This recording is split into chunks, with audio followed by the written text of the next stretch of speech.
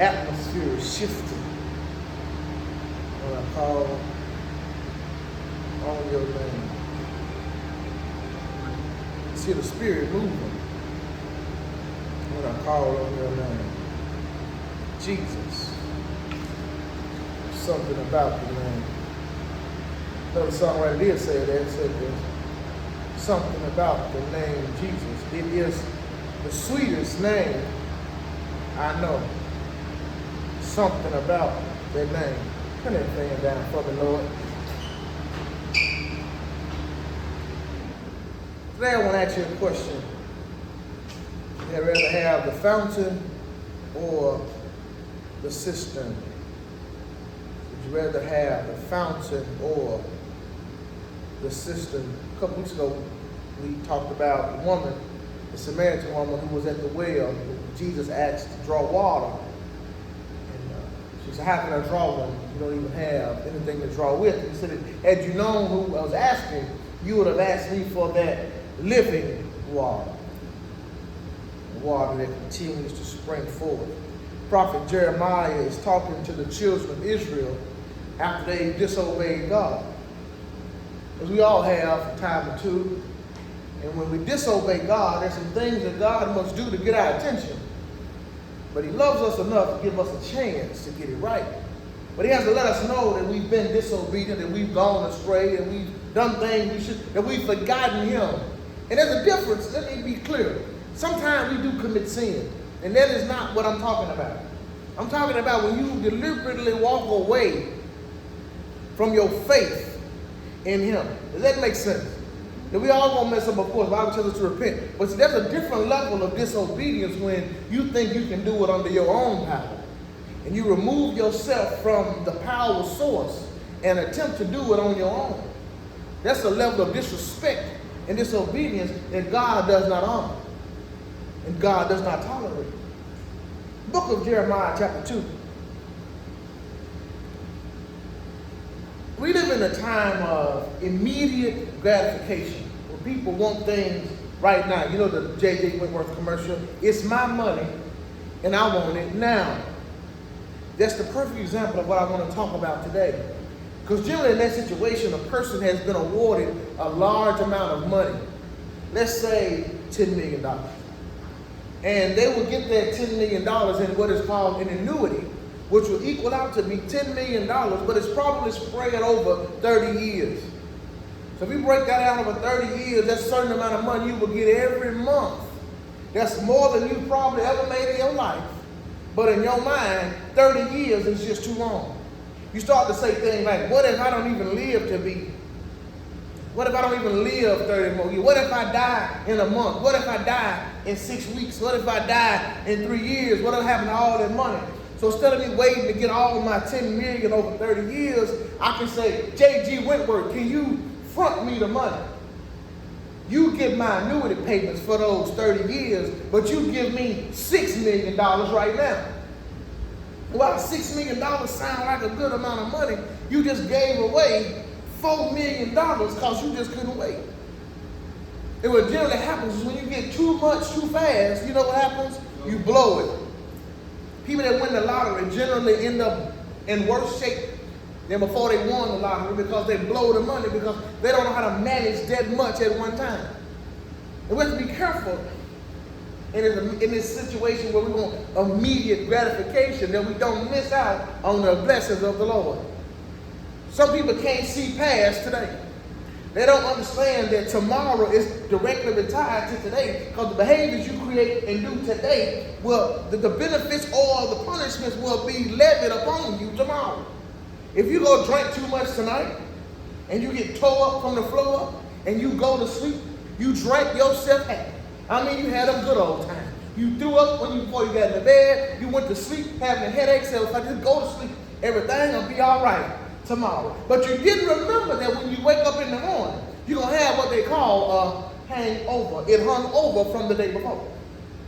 And since it hung over to the next day, now you are up at work frustrated, mad, want to sleep, feeling nauseated and sick because you drank too much yesterday as if yesterday didn't have nothing to do with your tomorrow. Folks lack depth and foundation. They just go with the flow.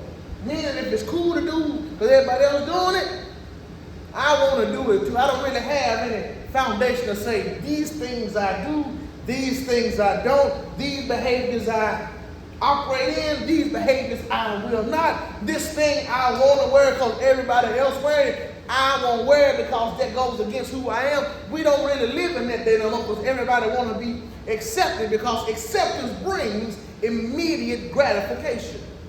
See, if you can accept me when I walk into the room, I feel immediately gratified. I don't realize if I stand firm on my beliefs, when I walk into the room every day looking different than you, eventually you're going to respect the fact I ain't like you.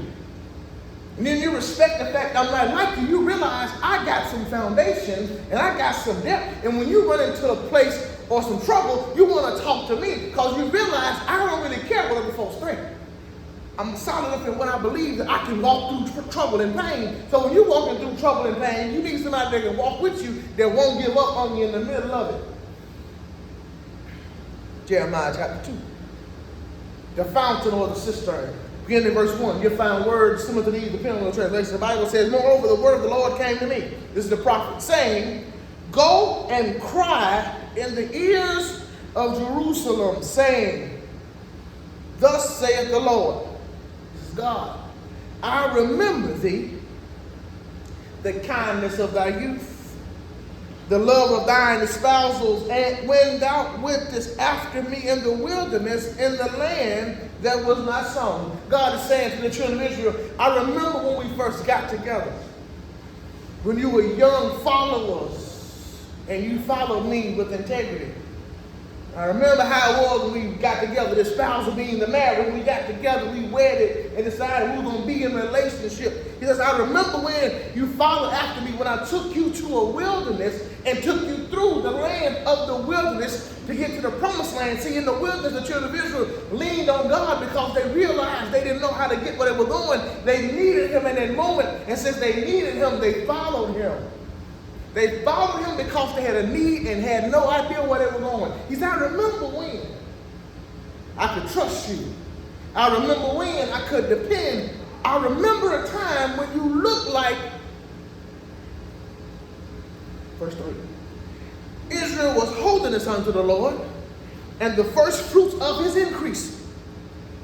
All that devour him shall offend, even evil shall come upon them, saith the Lord. He said, you used to be my shining example of what I want to see in the earth. And anybody that came against you, oh yeah, I handled them. I protected you, provided for you, because you are a reflection of me on earth. Verse 4. Hear ye the word of the Lord, O house of Jacob, and all the families of the house of Israel. Thus saith the Lord.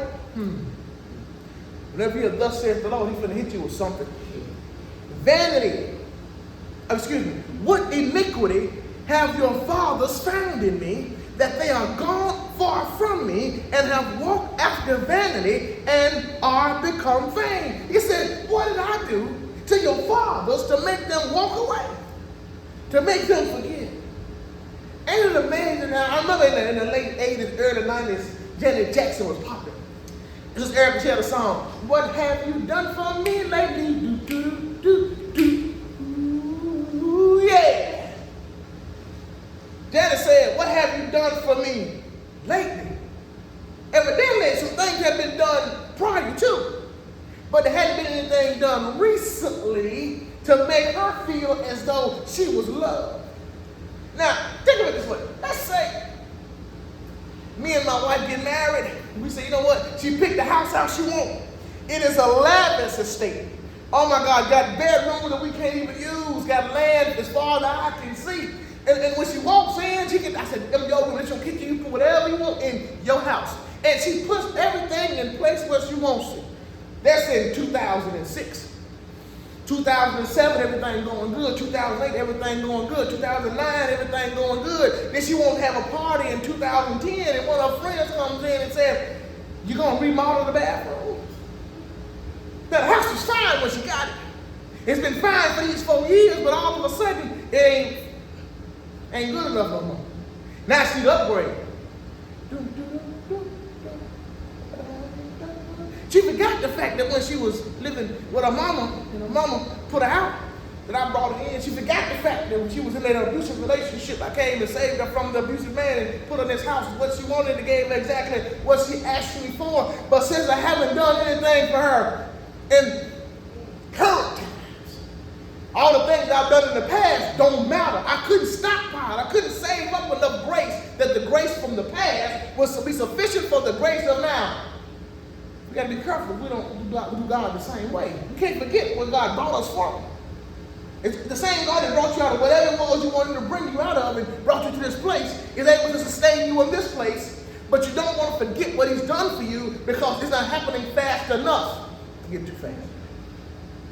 They left me, the one that saved them. What I do to make them leave and chase after vanity? Vanity is things that are unsatisfactory. Vanity is things that are empty.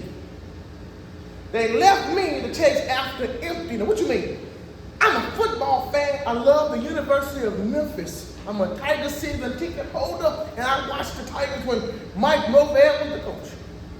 Norvell was the reason we got season tickets. He said, I'm going to stay in Memphis. I'm going to live it. Maybe I'm going to do Memphis. We're going to do Memphis. He said something on a radio show in 2019. He said, these other coaches see things and they think the grass is always greener. Like he's going to stay in Memphis. Well, he decided when the money came that it was great, and he took the job. And they played the University of Memphis yesterday. The folks he left to go to the big school whooped him on national TV. Why am I saying that? Because had he stayed where he was, he had built the program. But to him, it wasn't going fast enough. It wasn't giving him what he needed. He wanted more, so he put himself in a situation that was not beneficial because it wasn't what God wanted him to be, and he found out the hard way what happens when you walk away from God. Verse 6. Neither said they, where is the Lord that brought us up out of the land of Egypt, that led us through the wilderness, through a land of desert and of pits, through a land of drought, shadow of death, through a land that no man passed through, and where no man dwelt. Keep going. And I brought you up in a plentiful country to eat the fruit thereof and the goodness thereof. But when ye entered, you defiled my land and made mine the heritage of an abomination. He said, never did they ask. When they thought things weren't going where they wanted them to, never asked where God is. They never leaned back on God to figure out why is it going this way. The situation went where it went, and they just stayed with the situation trying to fix it under their own power. They never said, where is God? The God that saved us. The God that took us through the wilderness. The God that put us in a land flowing with milk and honey. The God that took us out of bondage and into the promise. Where is he? They never asked the question when things didn't go right. They just dealt with the situation the way it came. And walked away from God looking for vanity. Things that couldn't even satisfy. Verse 8. I'm almost through. The priest said not. These are the priest didn't say, where is the Lord? The priest didn't inquire of me. And they that handle the law knew me not. The pastors also transgressed against me. Remember, I ain't talking about the sin. I'm talking about leaving God. The pastors walked away. And the prophets prophesied by Baal and walked after things that do not profit. What do you mean? I'm going to read it to you again and break it down. Verse 8, Bible says, the priest said not. The priests were those that were the teachers of the law. They read the law, they broke it down, the books of the Old Testament, and they let people know what the law meant. They were the lawyers. The pastors. The pastors were the civil rulers, the leaders of the congregation, but they were not the ones in front of people.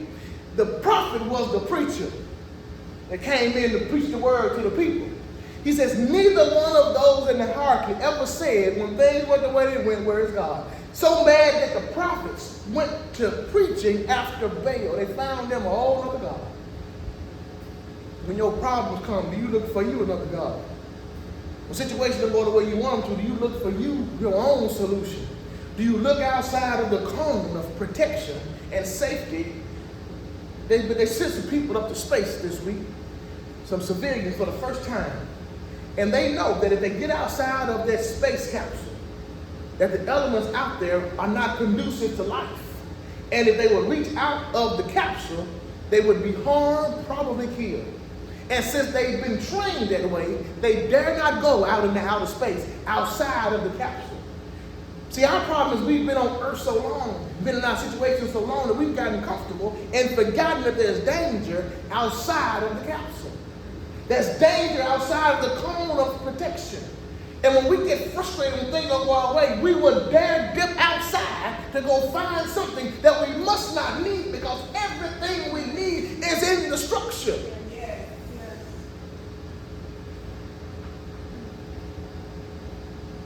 We are so spoiled. We'll go in the kitchen, can't see the light in the refrigerator because there's so much food. Look in the freezer, can't even close it because there's so much food. And say, you know what, I'm finna go get me something to eat. You know why? Because I don't want none of that. It's plenty of food there, yeah, but I don't want that. I was just, so since you don't want that, you're going to go get something else because you can. Nothing wrong with it. I ain't got no problem with that. But how selfish have we become? How unappreciative have we become? I'm looking for a better word because that ain't good enough. We've become so arrogant that we assume, now I'm going to leave that where it's at. No, I'm not. We got to stop thinking that God always going to give us when He's already given us. He gave you what you need. He allowed you to have some of the things you want. But sometimes you got to check yourself and pump your brakes, because you'll get so many wants that you're going to run out of needs. Right.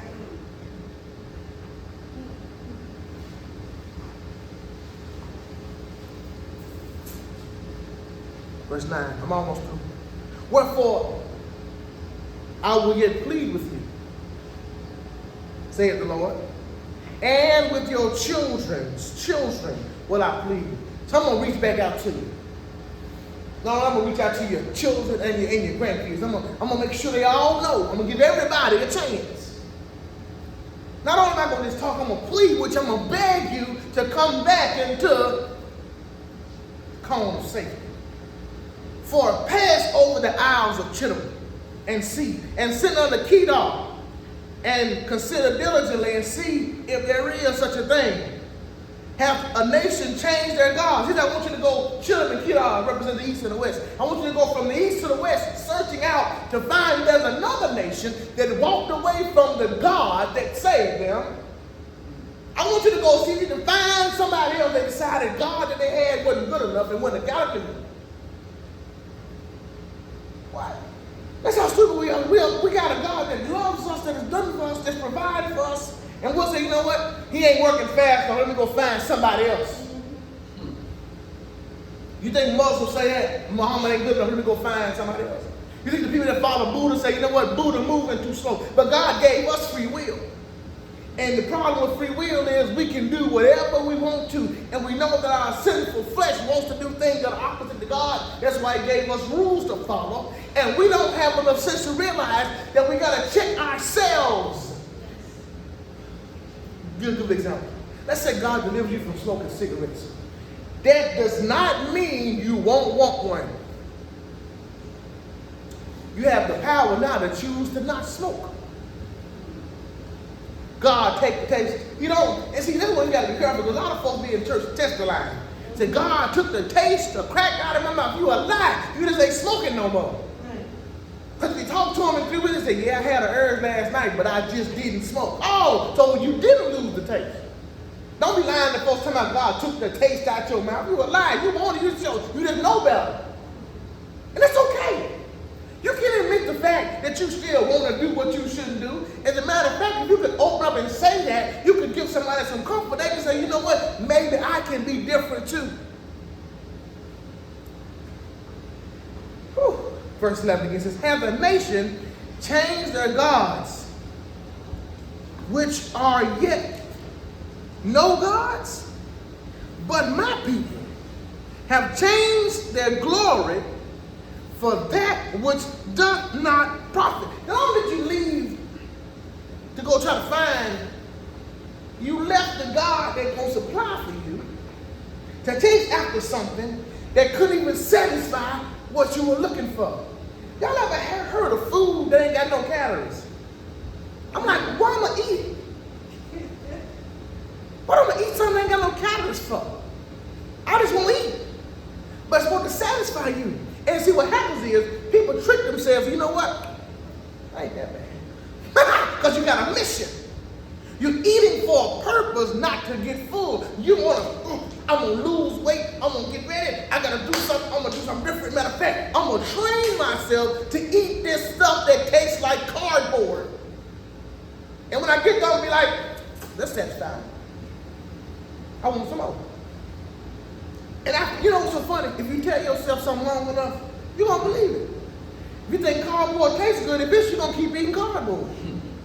You're going to be like, oh, I want some more. Give me some more.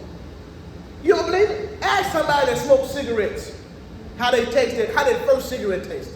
Their first was, oh my God. That's why they say cigarettes, alcohol, it's an acquired taste. You have to eat it or smoke it or drink it over and over. After a while, your body like, you know what? It ain't that bad. Some of y'all eat liver. Never mind. I'm almost out your way. He said, but see, be astonished. Verse 12. O ye heavens, at this, and be horribly afraid. Be very desolate, saith the Lord. He said, you need to get scared. I'm trying to get your attention. In order for me to get your attention, you need to be afraid of what's coming. You need to be afraid, because if you're afraid, you will respect it. A couple of my people that work at my office are from New Orleans. Hurricane was coming. And they said, the people, when they said it was a category 2, they said, my family not going to leave, because they don't leave unless it's a hurricane at a category 3 or higher. Because they can handle the 2. They already know that a 2, they can sustain because they've been through it. But they know a 3 may be a little harder, so they're going to move. They learn to respect a category 3 hurricane because they've been through one and it caused so much damage, they know they can probably not withstand what comes behind it. God is telling us to be afraid because you know what the power looks like coming at you. And since you are afraid, you will do what's necessary to protect yourself, to get yourself in right standing. So maybe I won't have to do what I'm going to do to get your attention. Your fear will be enough to bring you back. If you go outside at night and you are afraid of the dark and you hear some bark, I know what you're going to do. You're going back in the house. You got to get bit by the dog. When it started barking, you were afraid. The fear made you go in the house. You got to check it to see if it's going to hurt you. You say, oh my God, the bark is letting me know I should be warned. Let me go in the house. When you go in the house, you are now, God is saying, be afraid. Verse 13. This is where I'm going to hang my hat. For my people have committed 2 evils. They have forsaken me for the fountain of living waters, and hewn out cisterns, broken cisterns that can hold no water. I asked you the question when I started. The fountain or the cistern. I gave the example of the Samaritan woman. When talking to Jesus, he said, I will give to you living water as you ask for it. We have to ask ourselves the question. When you go to the hospital, if you need an IV, they'll put it in a bag.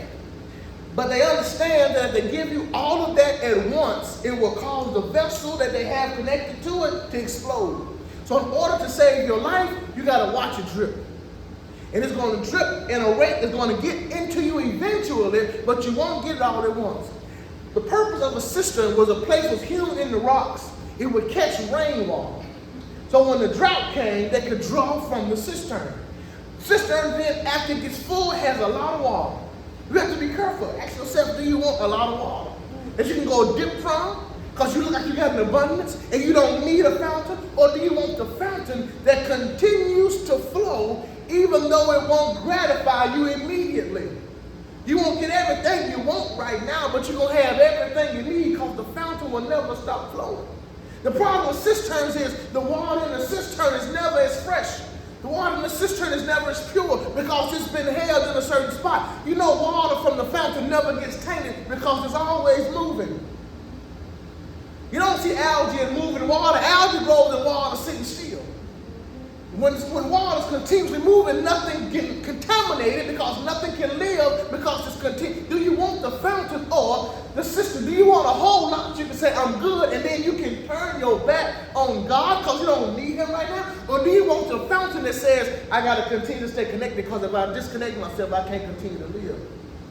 When I cut the fountain off, I am on my own. And as long as I got a cistern, I'm good until the cistern breaks. One thing about a cistern is always going to eventually leak. And what happens when you got a leaky vessel that you put your faith in, as opposed to your faith in the fountain that never runs dry? When you put your faith in what you can contain, all you got is what you got. But when you put your faith in the fountain, you have everything he has, and it will continuously pour. He will continuously provide for you no matter what. But we have to be careful that we don't get so caught up because a cistern looks appealing. It looks good because I can say, I got all this. I can feel some comfort. You know, some of y'all got them fat bank accounts. Oh yeah, I got all this. Don't let it break. Ain't nothing wrong with having a whole lot saved. The problem, why you save it though? You save it to spend it. You don't save it to keep it. Ain't no understand why folks save money so they can save money.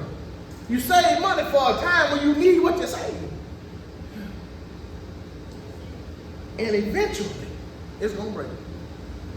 What happens when what you put your faith in begins to slowly leave? Since you can disconnect it from the fountain, there's no way to replenish. You got to hope it rains again. And what happens when it don't rain? What happens when there's a drought and you got a leaky cistern? Your cistern will run dry. Boys, men said it best. Don't wait till the water runs dry. You remember that? Don't wait till the water. You'll make the biggest mistake of your life. Don't do it, baby. Somebody need to Google it. Know y'all young from that heard, boys and men. Don't wait till the water runs dry. Make the biggest mistake of your life. Don't do it, baby. The fountain or the cistern. My challenge to you to stay connected to the fountain. The spring of living water that continues to bring forth fresh water. It fulfills all of your needs, all of your desires. It feeds all of your dreams. There will be moments when you think things ain't going right because the cistern, the fountain, the fountain may be running, but it may not be running at high speed the way you want it to. Don't worry, it's still running. Just know it's still running. I don't know if y'all ever had a clogged up sink and a leaky faucet. And you figure you can leave the faucet dripping, it's going to be all right. Or you were washing your face and accidentally closed that jug and went to work with a leaky faucet. When you came home in the afternoon, you got water on the floor. And you said, how in the world could the floor get full of water when ain't nothing but drips coming? Because while there may be a drip now, the drips don't stop. And those drips do accumulate. And before you know it, you got you a whole lot. As long as you keep the drip on. Yes. God, keep dripping. Rain down on me. Yes. Like the dew in the morning, gently rest up on my heart. And if we can keep the Lord dripping, we can just stay connected to the fountain. All of our problems will go away and everything will be all right. Amen? Amen. I'm through. I've been talking enough today.